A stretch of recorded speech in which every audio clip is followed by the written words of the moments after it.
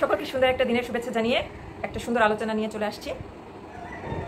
আজকে আমি আলোচনা করব মহাভারতের বিদুর এবং তার 3 পুত্রকে নিয়ে, ধৃতরাষ্ট্র, পাণ্ডু এবং বিদুরকে নিয়ে। যদিও আমি খ্রিস্ট অনুসারী, মনে প্রাণে খ্রিস্টকে ভালোবাসি, কিন্তু আমার স্বামী হিন্দু, তাকে বোঝাতে আমার তার ধর্ম সম্পর্কেও জানতে হয়েছে। আমি যা জেনেছি, যা গ্রহণ করেছি, সেটা আপনাদের সামনে আজকে উপস্থাপন করব। এটার অনেক কারণ। এর প্রথম কারণ হচ্ছে আমার শ্বশুরবাড়ির লোক, যারা সত্য গ্রহণ করতে পারে না, মানে চায় না, সামনে রাখলেও তারা বুঝতেই পারে না এটা সত্য, তারা এটাকে ইগনোর করে, খায় না। এটা তাদের কাছে, এই সত্যটা হচ্ছে হয়তো তিতো লাগে, তারা সরিয়ে রাখে বা ইগনোর করে, মানে একদম পছন্দই করে না গ্রহণ করতে। এই একটা কারণ। আর দ্বিতীয়ত কারণ হচ্ছে ওদের সমাজের যে তথাকথিত বংশ পরম্পরায় ব্রাহ্মণ, তারা কখনো এই হিন্দুদেরকে একটা ঘটনার পশ্চাতে, মানে পিছনে যে রহস্য, গুপ্তধন, এটা কখনো তুলে ধরে না। যার কারণে তারা কাহিনীতেই আবদ্ধ থাকে, এর ভিতরে তারা প্রবেশ করতেই পারে না। তারা জ্ঞানের জন্য পিপাসিত না, অজ্ঞানতায় ডুবে থাকতে তারা খুব পছন্দ করে, শুধুমাত্র এই বংশ পরম্পরায় ব্রাহ্মণদের কারণে। এই কারণে আমি এই কথাটা আজকে বলতে এসেছি। আর একজন ভট্টাচার্য দাদার সাথে আমার পরিচিত হয়েছে, আমি নামটা না নিচ্ছি। তিনি তথাকথিত সেই বংশ পরম্পরায় ব্রাহ্মণ একজন দাদা। মহাভারত সম্পর্কে তার সাথে আমার কথা হচ্ছিল। সে দাদা মহাভারতের যে বিশেষ তাৎপর্য, গভীরের বিষয়, সেটা তিনি জানেনই না, কিন্তু আর তিনি পড়েনও নাই মহাভারত। আশ্চর্য। তথাকথিত কিছু মুখস্থ করা মন্ত্র জানে, খুবই দুঃখজনক। তিনি বলেন যে এমন কিছু নাই যে মহাভারতে নাই, তিনি এটা বিশ্বাস করেন, কিন্তু কি আছে ভিতরে সেটা, সেই গুপ্ত রহস্যগুলো তিনি জানেন না। সে যাই হোক, সেই কথাই না যায়। এবার আমরা বেদব্যাস এবং তার সেই 3 পুত্র, ধৃতরাষ্ট্র, পাণ্ডু এবং বিদুরের কথায় আসি। এরা আসলে কিসের প্রতীক, আর এইভাবে কেউ কখনো চিন্তা করে দেখেছেন কি না, এটাই আসলে আমার সন্দেহ। এখন বেদব্যাসকে একজন সিদ্ধ পুরুষ বা ঋষি, পরশুরাম এবং সত্যবতীর সন্তান। সত্যবতী হচ্ছে হস্তিনাপুরের রাজমাতা,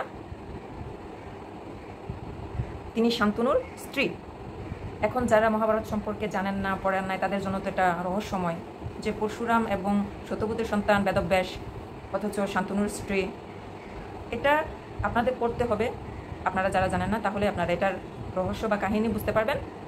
সে যাই হোক, শান্তনুর দ্বারা তার 2 পুত্র ছিল। বড় পুত্র সর্প দংশনে মারা গিয়েছিল। তার ছোট পুত্র বিচিত্রবীর্য, বহু নারীতে আসক্ত এবং মদ পানে সে আসক্ত ছিল, যার কারণে তিনি অসুস্থ হয়ে মারা যান, তার 2 স্ত্রী নিঃসন্তান থাকা অবস্থায়। তার নামই ছিল বিচিত্রবীর্য। এইটারও কিন্তু গভীর তত্ত্ব রহস্য আছে, আজকে সেই আলোচনায় যাব না, যেহেতু আমরা আজকে বেদব্যাস এবং তার 3 পুত্র ধৃতরাষ্ট্র, পাণ্ডু এবং বিদুরকে নিয়ে আলোচনা করব, এদের প্রতীক সম্পর্কে জানব। তাহলে বেদব্যাস কে? বেদব্যাস হচ্ছে জ্ঞান বীজ, আর ভূমি হচ্ছে এই 3 নারী, বিচিত্রবীর্যের 2 স্ত্রী, অম্বিকা এবং একজন দাসী।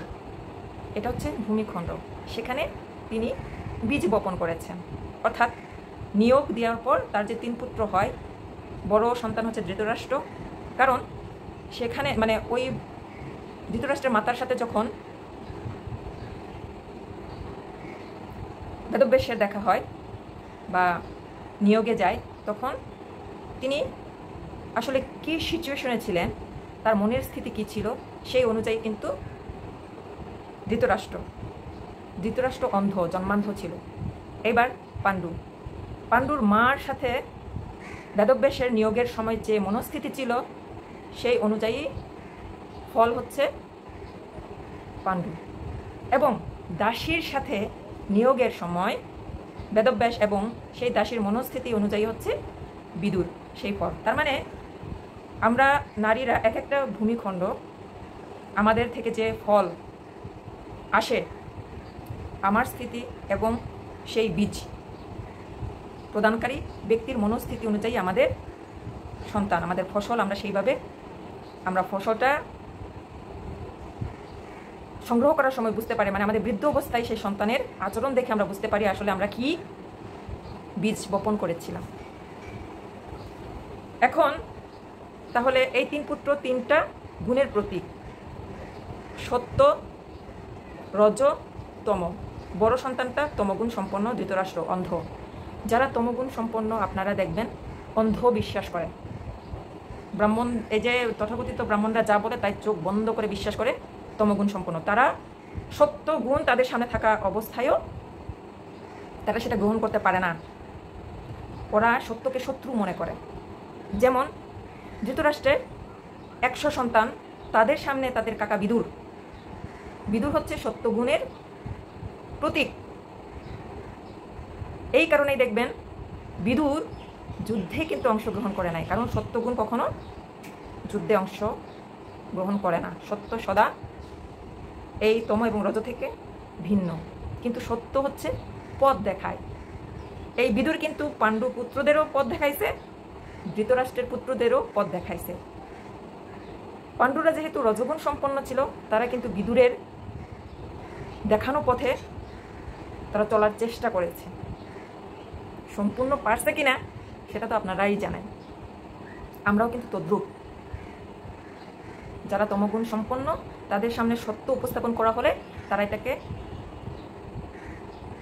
ইগনোর করে, মেনে নিতে পারে না, সত্যকে তারা শত্রু মনে করে এবং অন্ধভাবে তারা তাদের পরম্পরাকে এমনভাবে জড়িয়ে থাকে যে আঁকড়ে ধরে থাকে যে তারা ওটাকে ছাড়তেই পারে না, কোনোভাবেই না। অন্ধ থাকার কারণে তাদের, এই চোখ অন্ধের কথা বলছি না, এই অন্ধের কথা বলছি, এই অন্ধত্বের কারণে তারা সামনে সত্য থাকা সত্ত্বেও তারা সেটাকে দেখতে পারে না। যেমন ধৃতরাষ্ট্রের পুত্ররা বিদুর তাদের সামনে থাকা অবস্থায়ও তারা এই সত্যকে গ্রহণ করতে পারে নাই, চিনতে পারে নাই এবং ইগনোর করছে। আর সত্য কখনো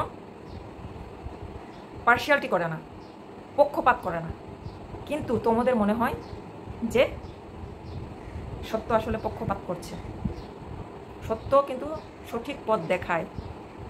এখন তুমি যদি গ্রহণ না করো আর রজরা যদি গ্রহণ করে, তখন তো আপনার মনে হতেই পারে যে রজকে পক্ষপাত করছে সত্য। এইরকমই কিন্তু ঘটছে এই মহাভারতে। রজরা হচ্ছে তমগুণ এবং সত্যগুণের সমন্বয়ে, তারা সত্যকে দেখতে পায় এবং সেরূপ চলার চেষ্টা করে। যেমন কি পাণ্ডুর এই 5 পুত্র। তথাপি বিদুরের সমস্ত কথাকে তারা মেনে নিয়েছিল না। বিদুর বলেছিল দ্রুত সবাই অংশগ্রহণ করো না, পথ দেখাইছিল, কিন্তু তথাকথিত অহম্বোধে, ধর্মের যে অহম্বোধ, সেই বোধে যুধিষ্ঠির দ্রুত সবাই অংশগ্রহণ করেছিল এবং তার ফলাফল আপনারা দেখতে পেয়েছেন। রজগুণরা তমগুণের মধ্যে পড়ে গেলে সেখান থেকে উঠে দাঁড়িয়ে আবার সত্য পথে চলতে চায়। আর তোমরা এমনই যে বললাম সত্যকে ওরা দেখতেই চায় না, এমনই তমগুণ সম্পন্নরা নিজের ঘরের ভিতরে মন্দির স্থাপন করে ঠিকই, মানে সত্য তারা স্থাপন করার মতো রাখে ঠিকই, কিন্তু তারা সেই সত্যের গভীরে ওরা যেতেই পারে না, সেইটার সংস্পর্শ বা সেই সত্যর সাথে তারা মিলতেই পারে না। সত্য সামনে থাকা সত্ত্বেও ঘরে মন্দির থাকা অবস্থায়ও তারা তমতেই আবদ্ধ, সেই অন্ধত্ব তাদের ভিতরে থেকে যায়। এইবার আসি, যুদ্ধের পূর্বে দুর্যোধন এবং অর্জুন কিন্তু কৃষ্ণের কাছে গিয়েছিল। আপনি দেখেন একজন কিন্তু তমগুণকে প্রেজেন্ট করছে আর একজন রজগুণকে প্রেজেন্ট করছে, অর্থাৎ তম এবং সত্য দুজনের সামনেই কিন্তু সুযোগ আসে, সত্যকে গ্রহণ করার, সঠিক পথে চলার একটা সুযোগ আছে। সুযোগ কিনিয়া লও, কিন্তু আমরা বুঝতে পারি না। যার কারণে যে তমগুণ সম্পন্ন সে কিন্তু কৃষ্ণের কাছে উপস্থিত হওয়ার সময় পরিকল্পনা নিয়ে উপস্থিত হয়েছে,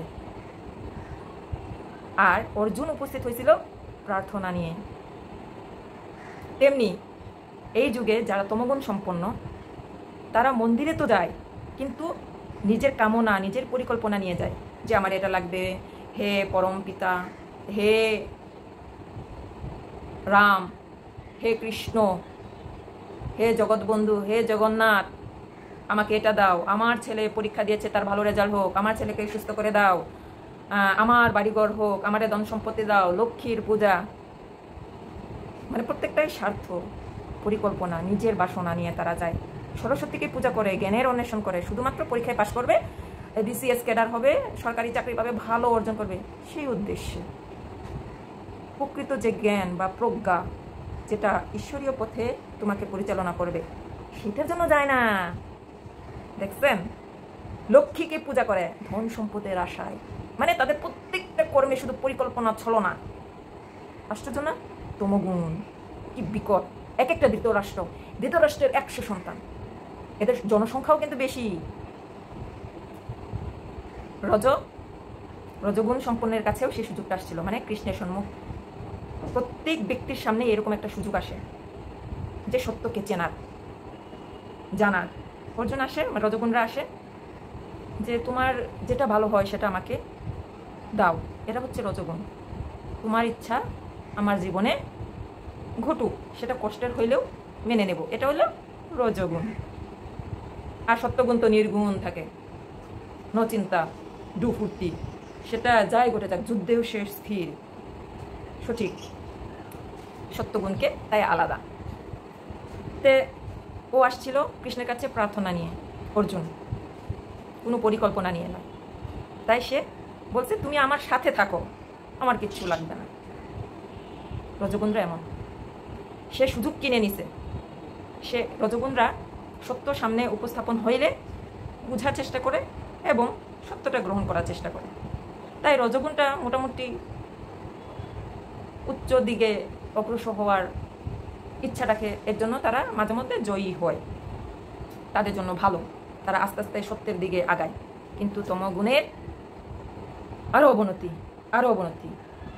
তারা চোখে তো দেখে, কিন্তু না দেখার মতো। তারা সত্য তো শুনে, কিন্তু তারা গ্রহণ করতে পারে না। সত্য উপস্থাপন হলেও তারা আগে যে কর্ম করতো সে কর্মই পুনরাবৃত্তি করতে থাকে, এবং যে বা যারা তাদের কাছে সত্য উপস্থাপন করে তাদেরকে শত্রু মনে হয়। আর এরা কিছু জানে না, ওরা মনে করে ওরাই সব কিছু জানে। ওরা কেমন অহংকারী ছিল দুর্যোধন, মানে সেই সব জানে, এইরকম অহংবোধ তাদের মধ্যে থাকে, মূর্খতা পরিপূর্ণ থাকে। তাদের যে জ্ঞান থাকে না তা কিন্তু বলছি না, থাকে, সেটা হচ্ছে কুজ্ঞান, ছলনা। মানে কাকে কিভাবে ঠকানো যায়, কার কাছ থেকে কিভাবে নেওয়া যায়, কার কাছ থেকে কিভাবে কি করলে সে আমার প্রতি আসক্ত হবে, মানে আমাকে সে সত্য মনে করবে। এই সবগুলো প্রচণ্ড পরিমাণে এইসব জ্ঞানে পরিপূর্ণ। শকুনিকে দেখেন, দুর্যোধনকে দেখেন, কান্না